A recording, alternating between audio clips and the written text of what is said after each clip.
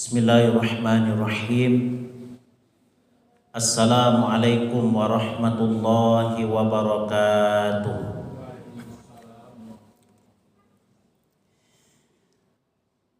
Alhamdulillahi rabbil alamin. Wabihi nasta'in ala umuri dunya waddin. Asyhadu an la ilaha illallah wahdahu la syarika lah. Wa asyhadu anna Muhammadan abduhu wa rasuluh sallallahu alaihi wasallam. Allahumma fassalli wa sallim wa barik ala hadzal nabiyil karim Sayyidina wa habibina Muhammadin wa ala alihi wa sahbihi ajmain.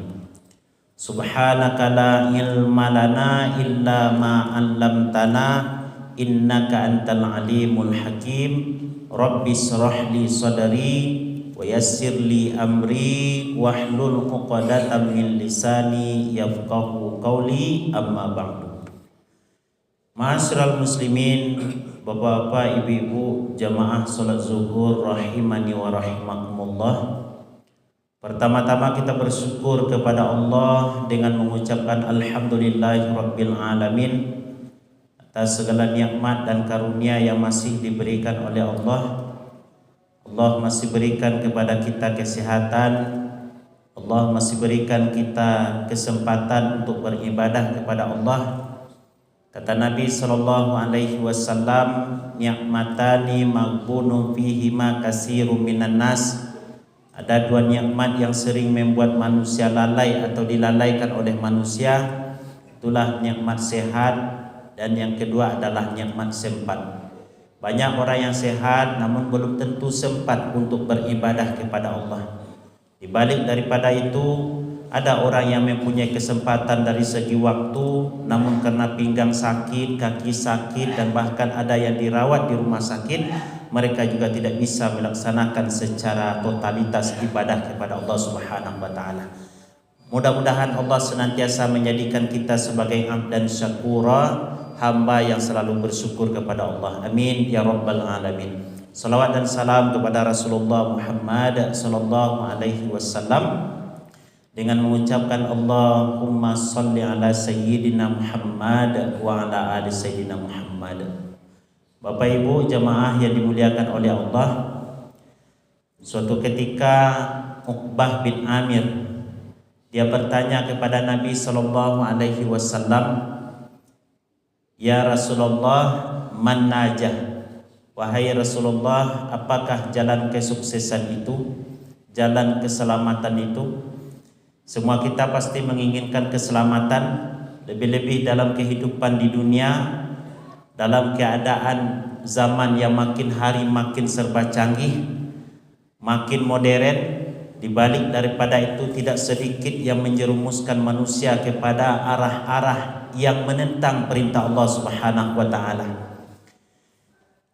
Apakah jalan keselamatan itu wahai Rasulullah? Lalu Nabi sallallahu alaihi wasallam memberikan 3 jawaban kepada Uqbah bin Amir. Pertama kata Nabi, agar selamat dalam menjalani kehidupan di dunia ini adalah amsik alaika lisanaka. Tahan lisanmu. Apa maknanya? Nabi menyuruh agar tidak mempergunakan lisan kepada sesuatu yang dimurkai dan tidak diredai oleh Allah Subhanahu wa taala. Lisan memang tidak bertulang, tapi dia mampu menembus tembok yang begitu tebal dan begitu kuat. Lisan memang tidak bertulang, tapi sakit hati yang diderita oleh orang akibat lisan seseorang itu bukan hanya sebentar, sehari, 2 hari, dan bahkan sampai kematian datang kepadanya. Maka Nabi mengingatkan kepada kita, jaga lisan kita baik-baik. Apalagi kita sekarang ini sedang nuansa pilkada. Maka jangan sampai mencemooh, mencemeh, menyindir, mengatakan sesuatu yang tidak baik kepada lawan politik kita, karena itu bisa mencelakai amalan yang telah kita kerjakan.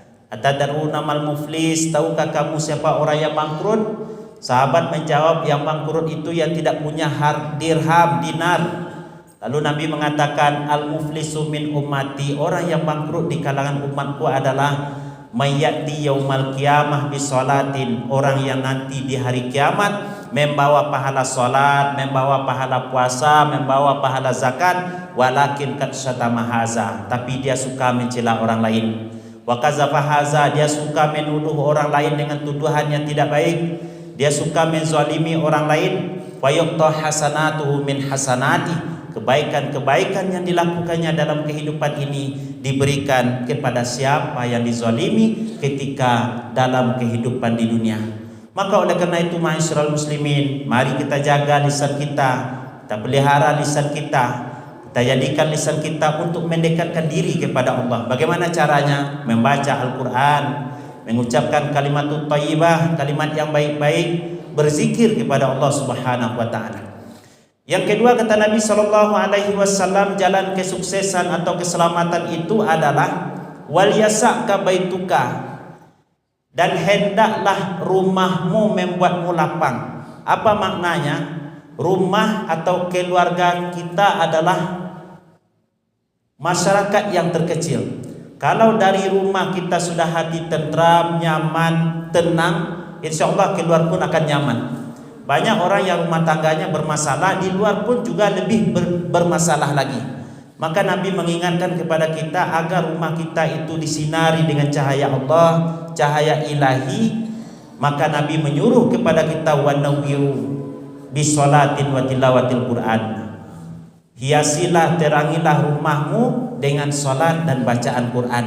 Maka rumah tangga yang sakinah, mawadah dan rahmah itu adalah rumah tangga yang di dalamnya didirikan, ditegakkan perintah Allah Subhanahu wa taala, ditinggalkan yang dilarang oleh Allah Subhanahu wa taala. Kalau ini sudah dilakukan, insya Allah suami istri akan rukun, anak akan menjadi anak-anak yang soleh dan solehah, keluarga itu adalah hidupnya harmonis. Tapi kalau perintah Allah ditinggalkan di dalam rumah tangga tersebut, maka tak sedikit yang amburadul. Lisannya berbicara tidak baik, anak tidak menghormati orang tua, istri juga demikian, suami apalagi dan lain sebagainya. Maka Nabi mengajarkan kepada kita, hendaklah rumah kita membuat kita lapang. Artinya, jadikan rumah kita menjadi rumah yang dekat dengan Allah Subhanahu wa taala. Yang ketiga, Nabi mengatakan agar kita sukses dan selamat dalam kehidupan di dunia ini adalah wa abqi ala khati'atika, sesalilah, tangisilah segala perbuatan salah yang telah kita kerjakan. Ini maknanya adalah bertaubat kepada Allah Subhanahu wa taala. Siapapun kita, ma'asyiral muslimin, pasti pernah melakukan kesalahan dan dosa. Karena Nabi mengatakan kullu bani adam khata' wa khairul khata'ina at-tawwabun. Setiap manusia, setiap bani Adam pasti pernah melakukan kesalahan, pernah melakukan dosa, dan orang yang terbaik dari orang yang melakukan kesalahan tersebut, kata Nabi, adalah at-tawwabun, orang yang dia bertaubat kepada Allah Subhanahu wa taala. Seberapapun banyak dosa yang dilakukan oleh seorang hamba Allah, namun ketika dia menyesali dengan dosa yang telah dikerjakannya tersebut, dia bertaubat kepada Allah Subhanahu wa taala, maka Allah akan mengampuni dosa-dosanya. Mungkin kita pernah mendengar cerita tentang kisah Bani Israel. Ada orang yang telah membunuh orang sampai 100 orang. Kemudian dia bertaubat kepada Allah, menempuh perjalanan menuju ilmu dan ibadah kepada Allah. Belum sempat dia menempati atau sampai kepada ilmu tersebut, tempat yang dia tuju tersebut untuk memperbaiki diri, namun qadarullah, kematian telah datang kepadanya. Ketika itu berseterulah fakhta samal malakani, dua malaikat. Ada malaikat yang mengatakan ini adalah tempatnya di neraka, dan satu lagi mengatakan ini tempatnya di surga. Lalu dihukumlah orang tersebut, dihitung jarak perjalanannya, cuma lebih sedikit dari separuh untuk arah kebaikan yang dilakukannya. Maka diputuskan kepadanya dia adalah termasuk ahli surga. Maka oleh karena itu, ma'asyiral muslimin, ketika kita ada ingin niat untuk memperbaiki diri, yakinlah bahwa Allah akan selalu membimbing kita. Allah akan selalu menunjuki jalan kepada kita. Wallazina jahadu fina lanahdiyannahum subulana.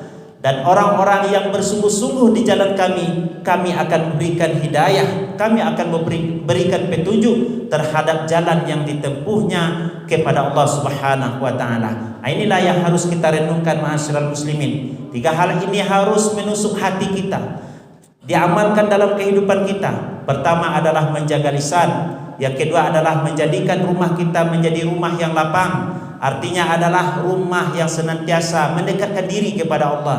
Yang ketiga adalah kita menyesal dengan dosa-dosa dan perbuatan salah yang pernah kita lakukan dan berjanji untuk memperbaiki diri. Fa'tabiru ya ulil absar, perbanyak maaf, billahi taufiq wal hidayah. Wassalamualaikum warahmatullahi wabarakatuh.